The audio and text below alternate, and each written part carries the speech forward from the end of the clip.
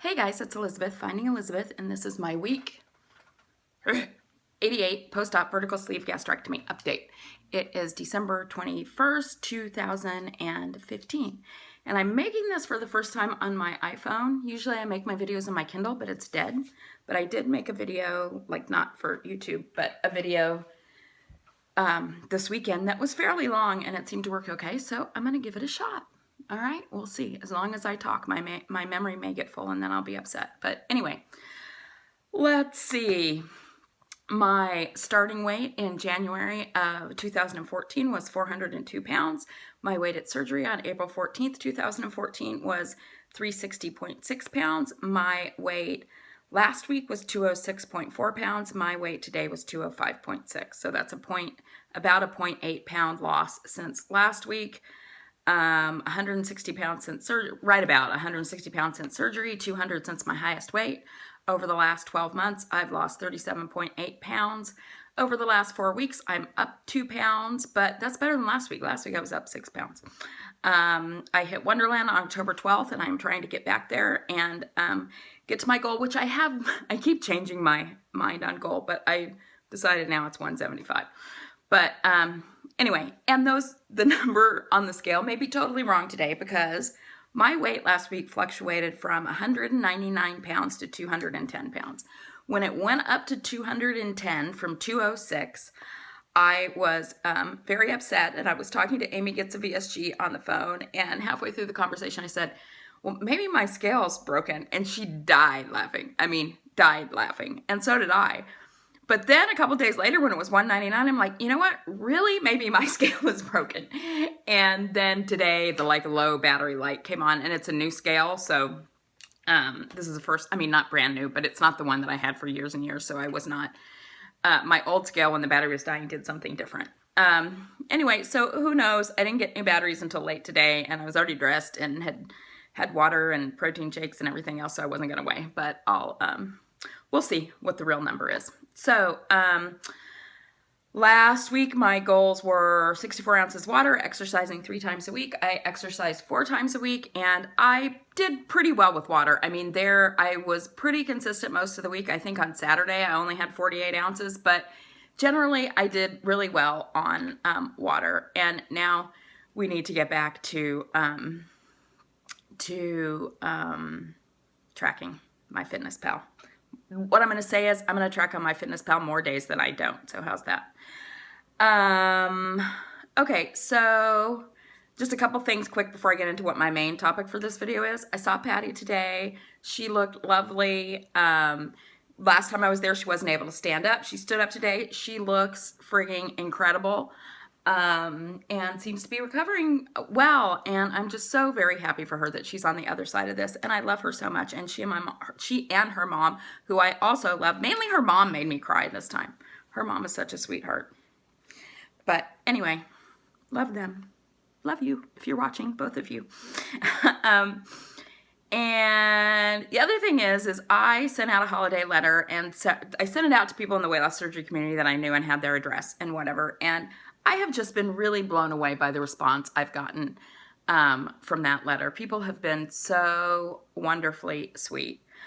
I don't know. I have some more that I need to get out in the mail. I don't know that I want to take on a whole bunch of more addresses to get them out. But if you're interested in reading it, because it does talk a lot about my weight loss surgery journey, message me your email and I'll send you a copy of it if you care. But I just so appreciate people reaching out to me about it. It really touches my heart. So, what else is going on? Last week, Nirvana did a video where she reflected back. I think hers was like a letter to her person, or to the person in her first video. And she actually started making her videos before surgery. I made my first video 1 week post-op. So I thought, well, that's an interesting idea. Maybe I should go back and watch my very first video, which I did. And I just, there were some things that, well, mainly different things that are different, a few things that are the same, but I just wanted to share with you guys my reflections on that very first video almost 2 years later. And I'll put a link to my first video down below. But I don't know how many people who watch me are in the process of preparing for surgery. because, you know, you have hundreds of people who watch your videos, but only a handful who comment. But if I had seen someone talk about this in a video pre-op, it would have really made me excited and encouraged and maybe a little bit less afraid of having weight loss surgery. So I just bulleted some things out that I thought were interesting. So my first video was on April 20th, 2014, which was 1 week post-op. So number one, who is that person and where is her neck? I don't know. She didn't have a neck. I don't know that I have a huge neck now. She certainly didn't have collarbones. No, she didn't. And her eyes were like buried in her face. And I know that part of it was I was just recovering from surgery, but I just seemed so like sad and down compared to how I am now. The other thing that's different is I did not know how to say vertical sleeve gastrectomy. I totally know how to say vertical sleeve gastrectomy now. This is something that is the same. In that very first video, I said, yeah, I'm not going to look as good and put together as Patty when she makes her videos. Well, I still say that. So that has remained constant over almost 2 years. So the thing that inspired me to make YouTube videos was in that week post-op, I watched a lot of videos, and that was right after the Tampa WLSFA event. So I heard many people talking about their experience there, and I was just very moved by the close connections. And that's what I said. I was so moved by the close connections that were formed, particularly at the Tampa conference. So here it is, you know, not even 2 years later.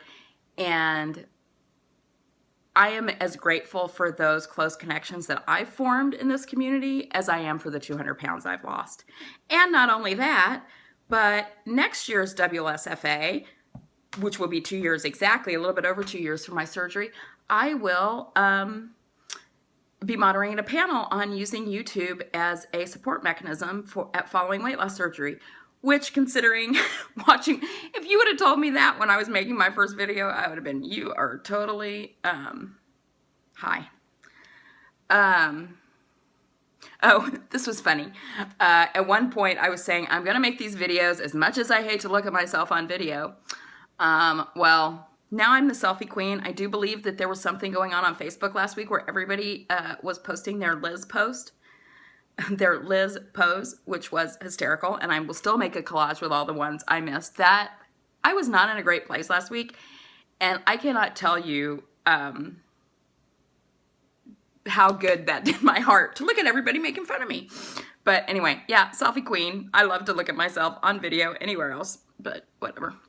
Okay, this is something that's the same. I played with my bangs, but my hair was way less cute. I said that at part of talking about my decision to have surgery, I said, it's time for me to create the kind of life that I want. You know, I could not even have imagined the life that I have today. So, yay. Still got some work to do, but I have in many respects created even a life I didn't even know I wanted because I wouldn't have imagined it for myself. One thing I said was that I may beef up therapy as I go through this process, which I did not do. I actually cut down on therapy, and that was a mistake. And as soon as I can afford it, I am definitely going to beef up therapy because I've been going through some stuff. I talked about the night before my son was born because he was induced. I knew that he was going to be born the next day. And I remember getting kind of choked up the night before when his dad and I were just sitting around watching TV because I was like, oh my gosh, everything. I am so excited to have this new baby, but everything in our life is going to change. It is never again going to be just the two of us sitting here. And I was talking about how I had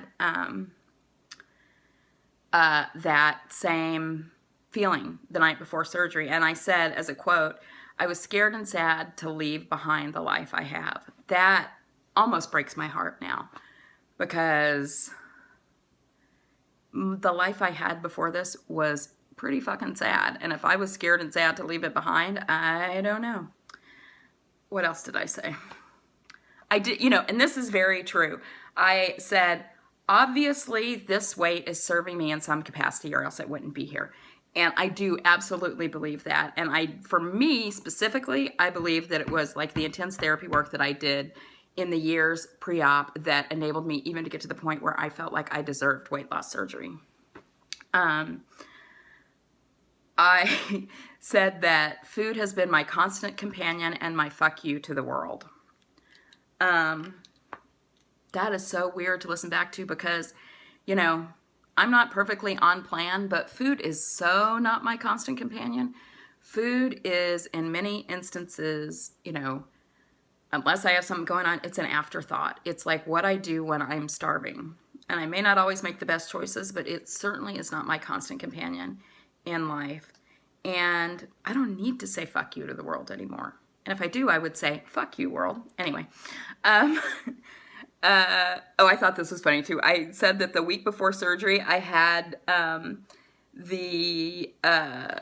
was dreaming that there was all this food and was going around on a conveyor belt, and like the next sentence was, oh, that just feeds into that fear. I don't know. I just thought that was funny because I was talking about food on a conveyor belt and feeding into that fear. Two things really specifically weight loss surgery related were, I said I was getting in 70 grams of protein the week after surgery, which is pretty amazing. But I was only getting in 16 ounces of water. And Lauren Dayton, I don't know if it was in a video or it was when she was on BBTV, she was talking about how it's much more important to get your water in than your protein.